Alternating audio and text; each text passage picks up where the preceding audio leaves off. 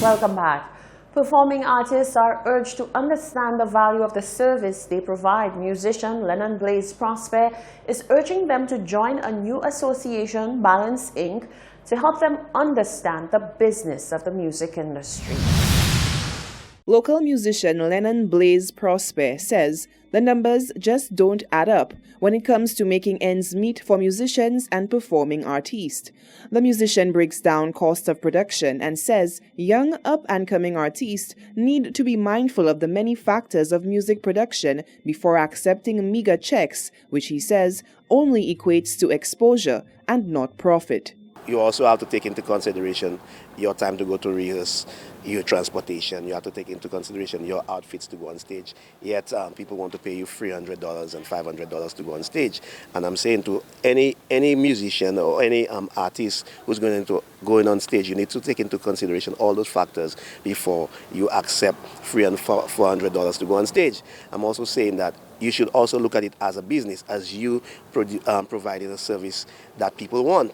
And if they want your service, they should be willing to pay for your service, because your cost is your cost. And if you're getting that low remuneration for it, then it is not worth your while. Prosper examines the ever-popular Dennery segment genre and says it provides the perfect opportunity for standards to be put in place for something uniquely St. Lucian. We need to put policies in place and we need to put standards in place. Until then, people are left to do whatever they want.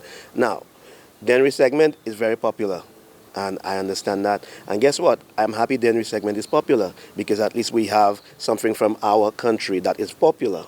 Now I'm saying, whilst it is popular, I've known a lot of popular artists in the past.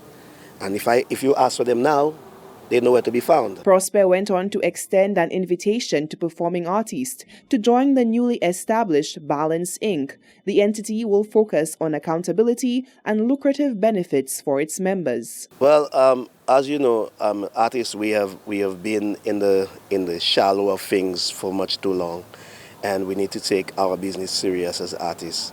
We need to get into the business side of it, and Balance Inc. is here to make sure that we get on the business side of it. So we're asking everybody to come out on Saturday the 16th to our meeting at the RC Boys School. It happens at 3 p.m.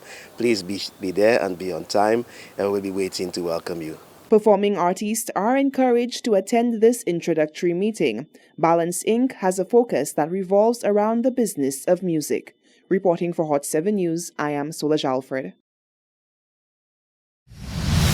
A mother's health during pregnancy directly impacts her child's health, both in the womb and after birth. During pregnancy, women are offered a variety of tests to assess the health of mother and child. These tests are not mandatory. However, the Department of Health urges mothers to undergo serology testing during the first and final trimester of pregnancy. Senior Medical Officer for Infectious Diseases, Dr. Gail Gajada, says that in an effort to encourage mothers to take these tests, the Ezra Long Laboratory at the Victoria Hospital has waived any fees for expecting mothers. Any mother who does these tests for HIV, hepatitis B, hepatitis C, syphilis, and HDLV 1 and 2 are exempt from paying any fee for those tests at the Ezra Long Laboratory at Victoria Hospital. What this means is that all those tests are free for pregnant mothers. Dr. Gajada underscores the importance of these tests. Testing ensures early diagnosis and treatment of the affected mother where necessary. Testing can also ensure that the affected mother can inform their partner so that they can be tested and treated as well. Early diagnosis and treatment reduce the chances of the baby getting HIV, syphilis, and hepatitis B while in utero, that is, while in mommy's womb. Early diagnosis and treatment reduce the chances of baby dying while in mommy's womb from any of these diseases. Early diagnosis and treatment reduce the chances of the baby dying from any of those diseases after birth. He says the Department of Health will continue to strive to offer free and controlled services to expecting mothers. As the number of motorcycle crashes, collisions, and road fatalities continue to rise steadily, One retired traffic police officer is warning bikers to suit up properly to protect themselves as well as their passengers. He says this is especially important with the looming Christmas season. Motorcyclists are being warned to gear up for their own good while zipping through the busy streets, especially with the looming Christmas season. On Sunday, the 10th of November, 2 men were injured after colliding with a truck along the Roseau stretch.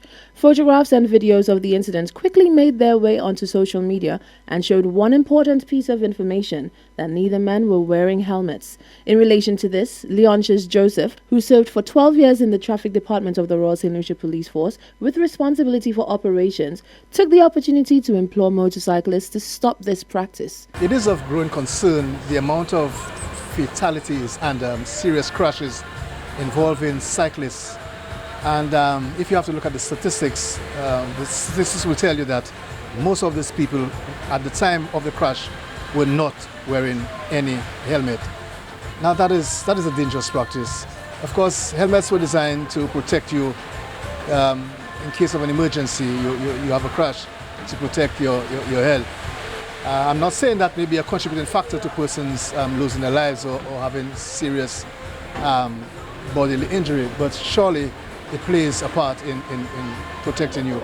Joseph said as a rider, protective gear including the correct shoes, eye protection and gloves are paramount. He said with the Christmas season fast approaching, one needs to be especially cautious. I want to encourage persons, do not consume excessive alcoholic beverages, because on a motorcycle, it's a balancing act when you're on a motorcycle. And to compound that with excessive alcohol, it makes it worse. Again, a word of caution, control your alcohol intake when riding motorcycle. It's rather unfortunate that most of the collisions are really we lose too many young lives, too many serious crashes. Persons have found themselves unable to move because of serious crashes with motorcycles. Joseph, who retired from the police force in January 2019, is now a member of the Easy Cruisers Riding Club. Reporting for Hot 7 News, I'm Rochelle Gonzalez. Young entrepreneurs can now receive much-needed startup funding without entering long-standing loan agreements. The managing director of the St. Lucia Development Bank says that the institution's Youth Enterprise Equity Fund is a prime opportunity for entrepreneurs to advance their businesses without going into major debt. The St. Lucia Development Bank has revamped its Youth Enterprise Equity Fund to provide startup equity for young entrepreneurs, with a maximum investment of $50,000 into the business enterprise of successful applicants. Managing Director Vincent Boland says that this initiative comes at a time of worrying youth unemployment statistics. We have what we call the Youth Enterprise Equity Fund, which allows young people to get $50,000 from us. But a lot of people saying, hey, they're not getting through quickly enough. But you need to have the right plan. You need to have all the things in place that will allow us to ensure that we can assist you to get where you want to. We try to take you through the marketing of your business. We try to take you through the financial aspect of your business. We try to take you through the operational needs of your business. Boland says that in an effort to meet global sustainability goals, young persons are encouraged to come forward with business plans in the areas of agriculture and environmental conservation. We're trying to push agribusiness because we think, that's one of our industries, agriculture. So let's see if the young people will come up with innovative ideas to utilize our lands, utilize our resources to be able to provide a living for themselves. For more information on the SLDB Youth Enterprise Equity Fund, visit sldb.lc. For Hot 7 News, I am Jacques Wooding. The National Competitiveness and Productivity Council has partnered with the International Finance Corporation, a member of the World Bank Group with support from the Government of Canada, to develop a modern secured transactions framework to enable increased access to finance for small and medium-sized enterprises using movable assets as collateral. Research indicates that approximately 70% of a firm's wealth is concentrated in its movable assets such as equipment, inventory, and account receivables. More in this report from Glenn Simon. Regardless of In a bid to improve access to finance for small and medium-sized enterprises, SMEs, and St. Lucia's Ease of Doing Business ranking, the government of St. Lucia is moving to introduce legislation under the Security Interest in Movable Property Bill. Access to finance has been a long-standing issue for the private sector, particularly SMEs. Last week, representatives from the banking, finance and legal sectors, alongside government officials, participated in a two-day workshop on secured transactions and collateral registry. Permanent Secretary in the Department of Finance, Cointia Thomas, highlighted that the lack of access to finance inhibits a firm's competitiveness and productivity, its ability to expand its operations and provide much-needed employment. This is important as 70% of firms' wealth is said to be concentrated in their movable assets. To support this initiative, a legal framework and a registry system will be put in place for providing credit using movable assets.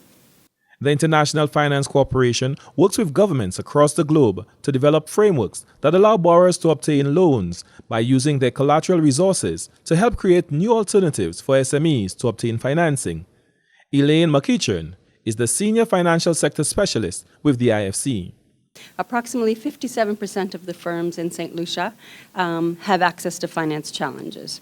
Only 24.5% of those firms have a bank loan or a line of credit, and 98% of those loans to small and medium-sized firms require collateral over 1.9 times the loan amount.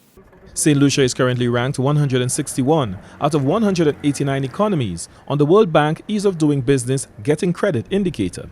However, this ranking is expected to improve with the passage of this new legislation. Once the Security Interest in Movable Property Bill is tabled and approved by Parliament, the design and the development of the collateral registry will be the next step in creating the enabling infrastructure to increase access to credit for SMEs.